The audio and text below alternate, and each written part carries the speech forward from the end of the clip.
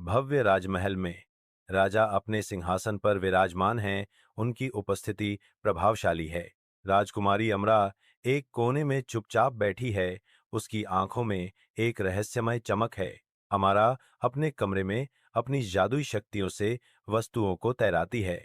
अमारा दरवाजे पर दस्तक से चौंक जाती है और वह जल्दी से सब कुछ छुपा देती है। अमारा घने जंगल में और गहराई तक जाती है। डर उसके दिल को जकड़ लेता है, फिर भी वह आगे बढ़ती है। वह आगे बढ़ती है, उसके आगमन के सवाल अनसुलझे रहते हैं। हमारा जंगल की रात में अकेली ठंड से कांप रही है। एक अजनबी आदमी प्रकट होता है। उसकी आंखें एक छिपी हुई लालच को दर्शाती हैं। वह अमरा के पास मदद की पेशकश करते हुए आता है, लेकिन उसकी निगाहें एक गहरे इरादे को उजागर करती हैं। राजा अपने आदमियों को आदेश देता है। उसकी आवाज विशाल विस्तार में गूंजती है। उसका हुक्म, अमरा को ढूंढो और शादी में उसका हाथ जीतो। कई लोग घने जंगल में प्रवेश करते हैं। उनकी मंशाएं वास्तविक सहायता और स्वार्थी इच्छा के बीच विभाजित हैं। जैसे जैसे अमरा की तलाश तेज होती है, हवा आशंका से भारी हो जाती है। अमारा और एक रहस्यमय आदमी एक मंद रोशनी वाली गुफा में फंसे हुए हैं। अज्ञात आदमी अमरा की शक्तियों का फायदा उठाने की कोशिश करता है। अमारा दृढ़ता से खई है, उस आदमी की मांगों को मानने से इनकार करती है। अमारा गुफा से भाग जाती है, घने जंगल की रात में डूब जाती है। वह अकेली दौड़ती है, आदमी को पीछे परछाइयों में छोड़ जाती है। रात के अंधेरे में अमरा को एक ऐसा आदमी मिलता है जो सच्ची मदद का हाथ बढ़ाता है। वह उसे बचाने और उसे राजा के पास ले जाने की प्रतिज्ञा करता है, जो घने जंगल में आशा की एक किरण प्रदान करता है। अमारा और वह आदमी शाही महल पहुंचते हैं।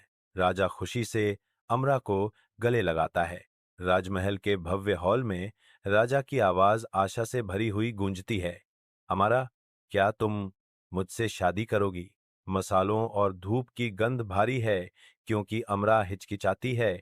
उसकी आंखों में अवज्ञा झलकती है। अपनी आवाज में स्पष्टता और दृढ़ता के साथ अमरा घोषणा करती है, मैं इनकार करती हूँ। मैं अपना जीवन अपनी शर्तों पर जीना चाहती हूँ। अमारा अपने कमरे में अकेली बैठी है, विचारों में डूबी हुई अपनी अगली चाल पर विचार कर रही है। वह अपनी जादुई शक्तियों का उपयोग करने का संकल्प लेती है, लेकिन केवल दूसरों के लाभ के लिए। अमारा राजमहल से दूर दुनिया का पता लगाने के लिए दृढ़ संकल्पित होकर चली जाती है। वह अज्ञात में कदम रखती है, जरूरतमंदों की मदद करने के अपने उद्देश्य को साथ लेकर।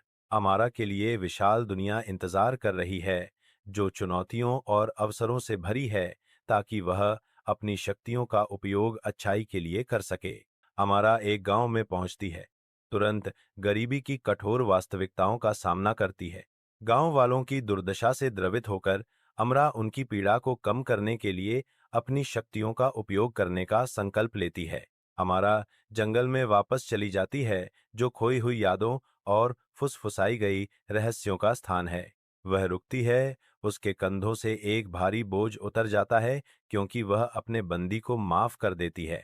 अमारा उद्देश्य के साथ चलती है। उसकी स्थिर गति उसके संकल्प का प्रमाण है। अमारा और ऊपर चढ़ती है, दृढ़ संकल्प का प्रतीक है।